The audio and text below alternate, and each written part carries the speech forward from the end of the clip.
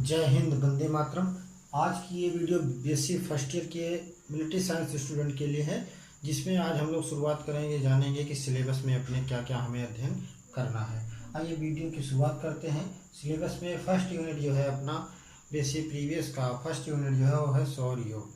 अर्थात जो हम लोगों को पढ़ाई करना है, बीएससी प्रीवियस में पढ़ाई करना है, फर्स्ट ईयर की जो क्लास है वो है जो स्वतंत्रता से पूर्व, यानी कि वैदिक काल से लेकर स्वतंत्रता से पूर्व 1947 तक का अध्ययन करना है कि 1947 से पूर्व किस तरह के युद्ध कलाएं थी हमारे भारतीय इतिहास में, हमारी सेनाएं क्या क्या अस्त्र शस्त्र यूज करती थी। तो आइए सबसे पहले इसके सिलेबस को जान लेते हैं और शुरू वीडियो की शुरुआत करते हैं। तो सबसे पहले है इसमें सिलेबस का यूनिट फर्स्ट है सौर योग। पेपर है अपना सेकेंड, ये सेकेंड पेपर का सिलेबस है और इसमें यूनिट फर्स्ट में आता है सौर योग। सौर योग में आप देखेंगे कि सबसे पहले है ग्रीक फ्लैंक्स तथा रोमन सीजन का संगठन। इसके अंतर्गत हम लोग जानेंगे ग्रीक फ्लैंक्स तथा रोमन सीजन का जो संगठन था, युद्ध कला जो थी उनकी, वो किस प्रकार की थी। ग्रीक और रोमन की, जिसमें यूरोप का जो भी यूरोप और यूनान के जो संगठन है, यूरोप में जो यूनान का जो युद्ध हुआ था, उन सब का इसमें हम लोग इस यूनिट फर्स्ट यूनिट के फर्स्ट चैप्टर में हम लोग इस चीज़ का जिक्र करेंगे, इस चीज़ पर चर्चा करेंगे।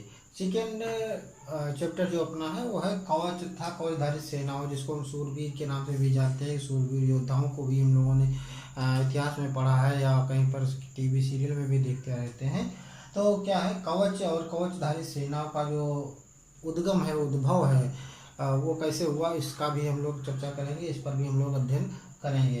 तो कवच होता है जो हमारे शरीर को ढकता है, यानी कि अस्त्र शस्त्र जो ढाल होती है अपने आप को बचाने के लिए, किस प्रकार से कवच हम लोग बनाते हैं, हमारी सेनाओं ने शुरुआत में आरंभ किया, उसके विषय में हम लोग जानकारी इस फर्स्ट यूनिट के सेकेंड चैप्टर में करेंगे। फर्स्ट यूनिट के सेकेंड चैप्टर में इन सब चीज़ों को देखते हुए उसके बाद सेकेंड यूनिट की बात आएगी भाप का युग या बारूद का युग, जिसको नाम दिया जाता है। बारूद यानी कि उस समय बारूद का आविष्कार हो गया था और भाप के द्वारा गाड़ियों का संचालन होना शुरू हो गया था। तो उन गाड़ियों के द्वारा कैसे सारे सामान एक जगह दूसरी जगह पहुंचाया जाए और बारूद से किस तरह से युद्ध पर विजय प्राप्त की जाए, इन सब का जिक्र आएगा इस यूनिट के अंतर्गत। तो इस यूनिट सेकेंड यूनिट के अंतर्गत है गुस्तावस एडोल्फस ने जो समरतांत्रिक सुधार किए, जो रण क्षेत्र है या रणभूमि है उसमें किस तरह के बचाव या किस तरह से प्रहार की मुद्रा अपनाई जाए, किस तरह से हम सेनाओं को संगठित करें, किस तरह से उनको सुसज्जित करें, किस फ्लैंक्स में करना है कि हमको अपनी विजय सुनिश्चित करनी है, इसका हम लोग अध्ययन करेंगे सेकेंड यूनिट के फर्स्ट चैप्टर में, जिसका नाम है गुस्तावस एडोल्फस के समरतांत्रिक सुधार। ये नाम है, इन्होंने क्या समरतंत्र यानी युद्ध कला की जो समरतंत्र है, कौन सी किस सेना को कहाँ पर लगाना है, कहाँ पर एडजस्ट करना है, उस तरह के जो इन्होंने सुधार किए, उसके बारे में हम लोग चर्चा करेंगे, इसका अध्ययन हम लोग करेंगे। दूसरी चीज़ आती है नौशक्ति। नौशक्ति का विकास जो हुआ वो बारूद के युग में, भाप के युग में कितना हुआ, कैसे हुआ, नौशक्तियों का, उसका हम लोग जिक्र करेंगे, उसका अध्ययन सेकेंड यूनिट के सेकेंड चैप्टर के अंतर्गत करेंगे। और तीसरी चीज़ आती है राष्ट्रों के मध्य शस्त्र प्रतिस्पर्धा की, यानी कि जो राष्ट्र हैं, जो हमारे देश हैं, उन सब के मध्य में जो अस्त्र शस्त्रों की होड़ सी लगी हुई है, एक दूसरे से आगे निकलने की प्रतिस्पर्धा जो है, कंपटीशन जो है, इसकी चर्चा हम लोग किस थर्ड चैप्टर के अंतर्गत करेंगे, सेकेंड यूनिट के अंतर्गत। तो सेकेंड यूनिट फर्स्ट यूनिट के अंतर्गत 2 चैप्टर हैं, सेकेंड यूनिट के अंतर्गत 3 चैप्टर हैं। और बात आती है थर्ड यूनिट की। थर्ड यूनिट में हम लोग तेल और परमाणु या अणु ऊर्जा का युग है, इसको के नाम से इसको जानते हैं, तेल का युग और अणु। पहले क्या हुआ, पहले गाड़ियाँ बनी या कोई भी इंजन बना तो भाप से चलता, उसके बाद तेल का युग आ गया। तेल और अणु ऊर्जा का युग जो हुआ वो, इसका अध्ययन हम लोग यूनिट थर्ड के अंतर्गत या इकाई थर्ड के अंतर्गत हम लोग करेंगे।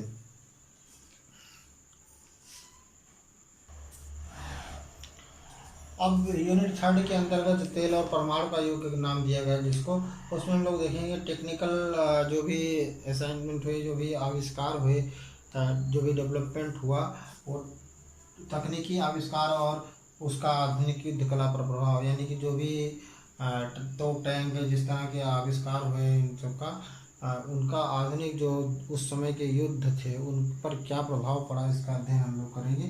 तकनीकी आविष्कार और उसका आधुनिक युद्ध कला पर प्रभाव के चैप्टर के अंतर्गत। अर्थात जो तकनीकियाँ थी, तो अब हम पहले क्या था, शुरुआत में पत्थर से लड़े गए युद्ध, धीरे धीरे करके जैसे सभ्यता बढ़ती गई वैसे ही हम लोग टेक्निकल होते गए, और टेक्निकल के आधार पर अब हम लोग जो है और आगे बढ़ते गए, उसका ही हम लोग यहाँ पर अध्ययन करेंगे। यानी कि तकनीकी जो आविष्कार हुआ और उसका युद्ध कला पर क्या प्रभाव पड़ा। अभी तक जो गुत्थम गुत्था युद्ध हुआ करता था वो थोड़ी दूरी से युद्ध होने लगा, दूरी उसमें मानव से मानव की दूरी या मानव से पशु की दूरी, उसमें दूरी बढ़ती गई। तो ये इसका अध्ययन हम लोग करेंगे थर्ड यूनिट के फर्स्ट चैप्टर के अंतर्गत।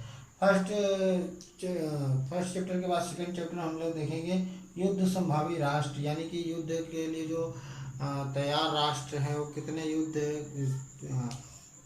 युद्ध के लिए कौन कौन से राष्ट्र हैं जो अग्रणी आ जाते हैं, कि जिनके पास सारे संसाधन मौजूद हैं और वो युद्ध के लिए कभी भी अपने आप को सक्षम पाते हैं, युद्ध से वो कभी भी मतलब कि डरते नहीं हैं। इस तरह से राष्ट्रों की जो भी जानकारी है, जो भी अध्ययन है, हम लोग करेंगे थर्ड यूनिट के सेकेंड चैप्टर में। थर्ड यूनिट का जो तीसरा चैप्टर है उसमें आ जाता है प्रथम द्वितीय विश्व युद्ध में जो अस्त्र शस्त्र प्रयोग किए गए। प्रथम विश्व युद्ध 1941 में हुआ था, और जो 1919 में हुआ था। 1919 में जो विश्व युद्ध हुआ उसमें जो भी अस्त्र शस्त्र प्रयोग में लाए गए और उसका क्या प्रभाव पड़ा उस हमारे युद्ध कला पर, या इसको इस तरह से कह सकते हैं नए उपकरण एवं समर्थन, यानी कि नए नए उपकरण, नए नए औजार, नए नए हथियारों के द्वारा युद्ध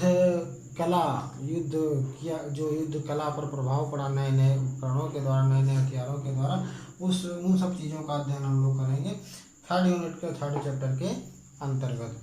थर्ड यूनिट के फोर्थ चैप्टर के अंतर्गत हम लोग करेंगे परमाणु का युद्ध पर प्रभाव, यानी कि जो परमाणु संयंत्र हैं जो भी हमारे, उनका युद्ध कला पर क्या प्रभाव पड़ा, इसका जिक्र, इसके बारे में चर्चा हम लोग करेंगे थर्ड यूनिट के फोर्थ चैप्टर के अंतर्गत। तो फर्स्ट यूनिट के फर्स्ट चैप्टर में हम लोग करेंगे ग्रीक या रोमन या यूरोप के यूनान का जो भी सैन्य संगठन था, उनकी युद्ध कला जो थी, उनके बारे में हम लोग अध्ययन करेंगे।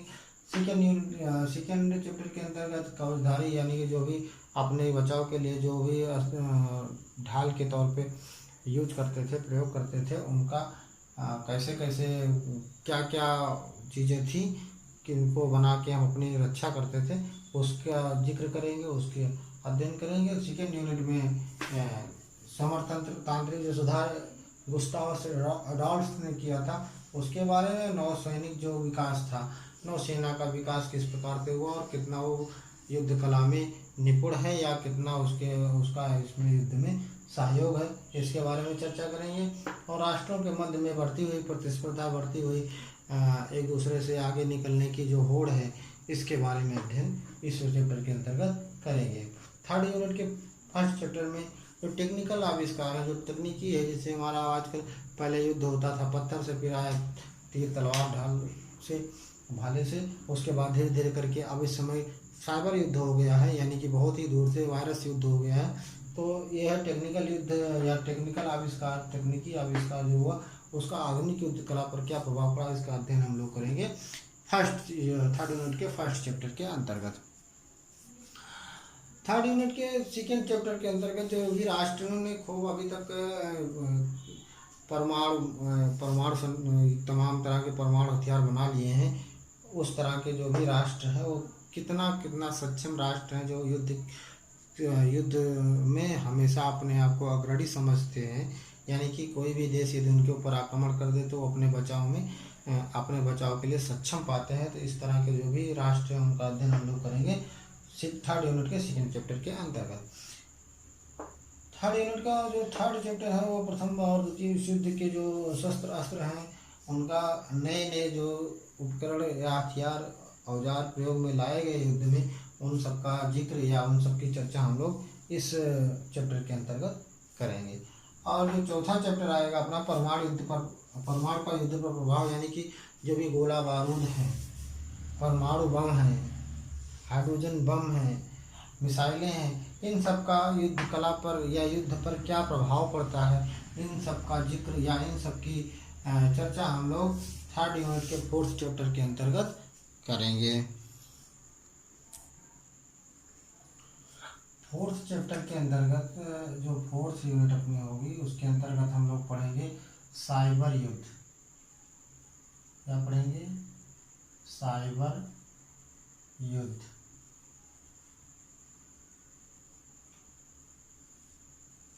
और इसमें एक ही चैप्टर चूंकि पढ़ना है,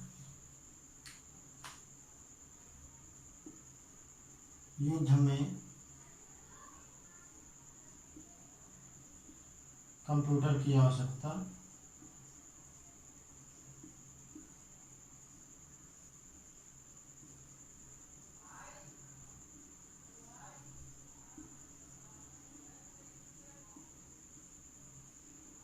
एवं उसका प्रभाव, एवं उसका प्रभाव, यानी कि इसको इरेज कर देते हैं।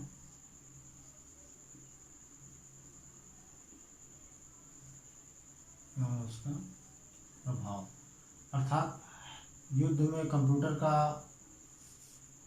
की क्या आवश्यकता है और उसका प्रभाव कैसे पड़ सकता है। कहने का तात्पर्य ये है कि साइबर युद्ध आजकल आप लोग देख रहे हैं कि साइबर युद्ध ही लड़ा जा रहा है। कि जो आज हम किसी चोरी डकैती करने के लिए भी कहीं पहले क्या होता था, लोग दूसरे के घरों में चोर लोग जो होते थे दूसरे के घर में चोरी करने के उद्देश्य से घुसते थे, किंतु अब ऐसा नहीं हो रहा। वो क्या कर रहे हैं, सीधे बैंक अकाउंट से ही पैसे निकाल ले रहे हैं बिना आपके यहाँ पे प्रवेश किए हुए। आपकी जो गुप्त जानकारियों को हासिल कर लेते हैं और वो उसी में से सेंध लगा के अपना काम कर लेते हैं। तो ये क्या है, साइबर क्राइम है। तो ये है इसमें कंप्यूटर की आवश्यकता पड़ेगी क्योंकि आजकल टेक्निकल युग है। तो टेक्निकल युग में क्या है कि ये जो है कंप्यूटर की आवश्यकता पड़ेगी और उसका प्रभाव। आजकल जो भी मिसाइलें हैं, जो भी इस तरह के उपकरण हैं मिसाइलों जैसे, या रॉकेट लॉन्चर वगैरह हैं जो हम प्रक्षेपित करते हैं, क्या बोलते हैं, अंतरिक्ष में अपने उपग्रहों को, उसको जो है सैटेलाइट्स को, उसमें क्या कंप्यूटर की महत्व आवश्यकता होती है। तो इस तरह से जो युद्ध है उसमें भी कंप्यूटर की आवश्यकता पड़ती है। जब आप अपने किसी भी मिसाइल को जब गाइड करते हैं तो उसी कंप्यूटर के माध्यम से उसको गाइड कर देते हैं कि कितनी डिग्री पर, कितने अंश पे और कितने दूरी पे जाकर के उसको वहाँ पर अटैक करना है, वहाँ पर अपने प्रभाव को दिखाना है, छोड़ना है। तो इस प्रकार से युद्ध में जो है कंप्यूटर की बहुत ही आवश्यकता है। उसका प्रभाव इस तरह से किस तरह से पड़ेगा, इसका हम लोग जिक्र या इसका अध्ययन करेंगे साइबर 4th यूनिट के जो हमारा चैप्टर है साइबर क्राइम 4th यूनिट है, उसमें जो चैप्टर है कंप्यूटर के युद्ध में आवश्यकता और उसका प्रभाव। तो इस तरह से हमारा जो सिलेबस है फर्स्ट ईयर के सेकंड पेपर का, फर्स्ट ईयर के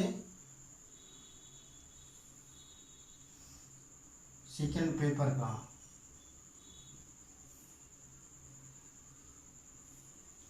ये फर्स्ट ईयर का सेकंड पेपर का ये सिलेबस है।